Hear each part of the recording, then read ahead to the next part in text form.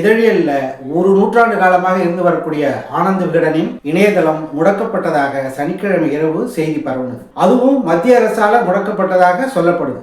ஆனால் ஆனந்த விகடனின் இணையதளம் முற்றிலும் முடங்கவில்லை. டெஸ்க்டாப் மற்றும் லேப்டாப்களில் ஒய்ஃபை வசதியுடையவர்கள் அதை பார்க்க முடிகிறது.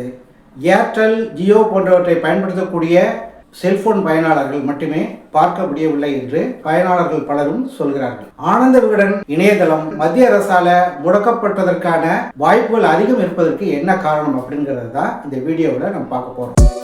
ஆனந்த விகடன் அப்படிங்கிற இந்த பெயரை தெரியாதவங்க தமிழ்நாட்டில் இருக்க முடியாது. மறைந்த எஸ் வாசனால 1928 தொடங்கப்பட்டது.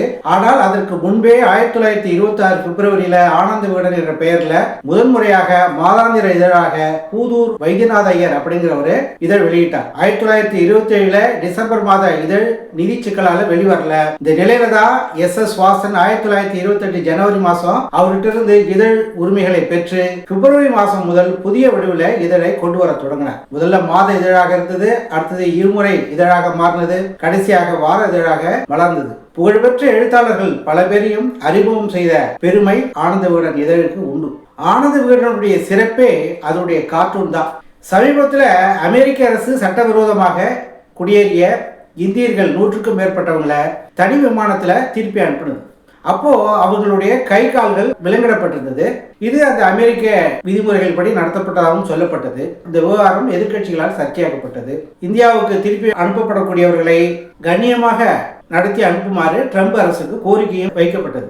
இந்த நிலையில தான் பிரதமர் மோடியும் ட்ரம்பும் அருகருகே அமர்ந்திருப்பது போன்றும், மோடியுடைய கை கால்கள் விளங்கிட்டு இருப்பது போன்றும், ட்ரம்ப் அருகில் இருந்து சிரிப்பது போன்றும் ஒரு கேலி சித்திரத்தை விகடன் பிளஸ் புத்தகத்தின் அட்டைப்படத்தில் வெளியிடப்பட்டது.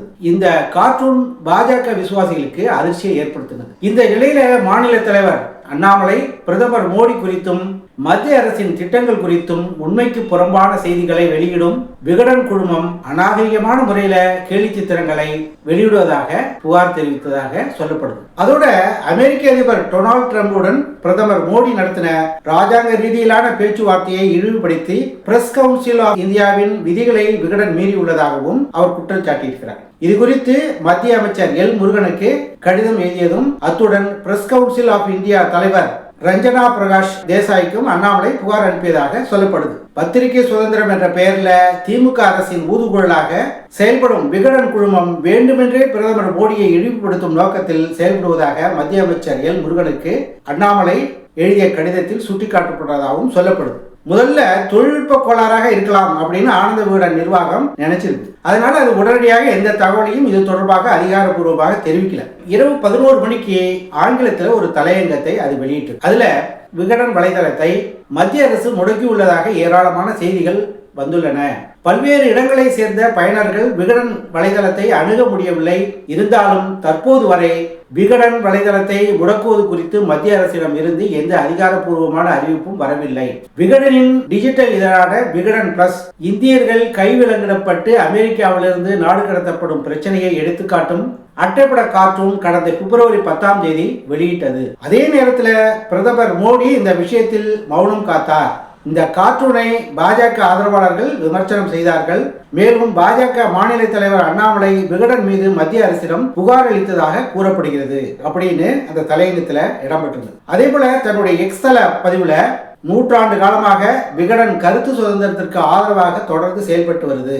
எப்போதும் கருத்து சுதந்திரத்தை முன்வைத்தே இயங்குவோம். ஒருவேளை இந்த அட்டைப்படம் காரணமாக மத்திய அரசால் இணையதளம் முடக்கப்பட்டிருந்தால் அதனையும் சட்டப்படி எதிர்கொள்வோம் என்பதை தெரிவித்துக் கொள்கிறோம் அப்படின்னு எக்ஸ்தலத்தில் அந்த பதிவு காணப்பட்டது. விகடன் இணையதளம் முடக்கப்பட்டதாக வெளிவந்த தகவலை எடுத்து பாஜக விசுவாசிகள் உற்சாகமடைந்து சமூக வலைதளங்கள்ல விகடனையும் திமுகவையும் சாட தொடங்கியிருக்காங்க. விகடன் மீதான நடவடிக்கை இந்த படத்துக்காக எடுக்கப்பட்டதை பல பேரும் ஆச்சரியத்தோடும் பேசுகிறார்கள். இதற்கு காரணமும் இருக்கிறது. ஒவ்வொரு இந்திய குடிமகனின் பிரதிநிதி தான் பாரத பிரதமரும் குடியரசுத் தலைவரும். அந்த வகையில் வெளிநாட்டில் ஒரு இந்தியன் அவமானப்படுத்தப்படும் போது அது இந்தியர்களுக்கே ஏற்படும் அவமானம். ஒரு இந்திய குடிமகனின் அடையாளமாக அவர்களால் தேர்வு செய்யப்பட்ட பிரதமருக்கு விலங்கு போட்டது போன்ற ஒரு கருத்தையே ஆனந்த விகடன் பிளஸ் புத்தகத்தின் முகப்பு அட்டை சொல்வதாக நாங்கள் எடுத்துக்கொண்டிருந்தோம். ஆனால் தனிப்பட்ட முறையில் இது பாரத பிரதமரை கேலி செய்வதாக எடுத்துக்கொள்வது இந்திய ஜனநாயகத்துக்கு அழகில்லை அப்படின்னு சொல்றாங்க.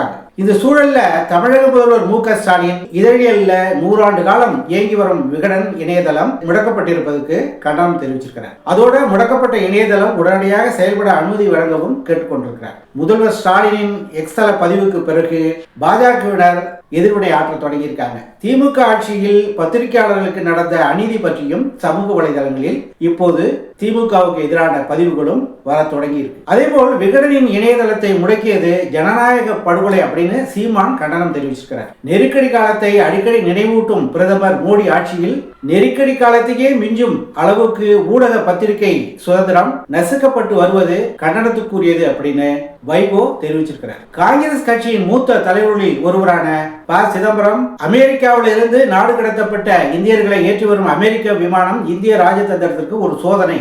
அமிர்தசரஸில் இன்று தரையிறங்கும் அமெரிக்க விமானத்தின் மீது அனைவரின் பார்வையும் இருக்கும் அப்படின்னு குறிப்பிட்டிருக்கிறார். காங்கிரஸ் கட்சி எம்பி மாணிக்கம் தாகூர் விகடன் இணையதளம் முடக்கப்பட்டது அதிர்ச்சி தருகிறது, இது ஏற்றுக்கொள்ள முடியாதது, இது பத்திரிகை சுதந்திரம் மீதான நேரடி தாக்குதல், இந்த பிரச்சனையை நாடாளுமன்றத்தில் எழுப்புவோம் அப்படின்னு தன்னுடைய எக்ஸ் தள பதிவில் சொல்லியிருக்கிறார். தமிழக வெற்றி கழகத்தின் தலைவர் CTR நிர்மல்குமாரும் கண்டனம் தெரிவிச்சிருக்கிறார். மார்க்சிஸ்ட் கம்யூனிஸ்ட் கட்சியின் தமிழ்நாடு மாநில செயலர் பி. சண்முகம் தன்னுடைய கண்டனத்தை பதிவு செஞ்சிருக்கிறார். சென்னை பத்திரிகையாளர் மன்றமும் கண்டனம் தெரிவித்திருக்கிறது. பத்திரிகை நிர்வாகம் இணையதளத்தை தடை செய்யும் அதிகாரப்பூர்வ உத்தரவு தங்களுக்கு எதுவும் வரல, ஆனா ஒரு அதிகாரப்பூர்வமற்ற நடவடிக்கையாக ஏர்டெல், ஜியோ போன்ற சேவைகள் மூலம் இணையதளத்தை அணுகுவதை கட்டுப்படுத்த அழுத்தம் கொடுக்கப்பட்டிருக்கலாம் அப்படின்னு நம்புறாங்க. நடுநிலையோட உங்ககிட்ட ஒரு தகவலை பகிர ஆசைப்படுறேன்.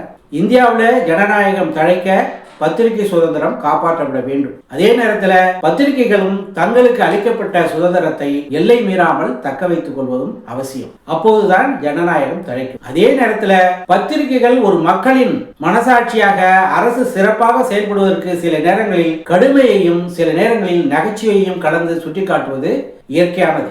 பத்திரிகைகளின் குரல் வலையை நெரித்து சாதித்து விடலாம் என்று யார் நினைத்தாலும் அவர்கள் கடைசியில் மக்களால் புறக்கணிக்கப்பட்டிருக்கிறார்கள் என்பதுதான் கடந்த கால வரலாறு உணர்த்தி இருக்கிறது. வாங்க நாம் அடுத்து வரும் வீடியோவில் சந்திப்போம்.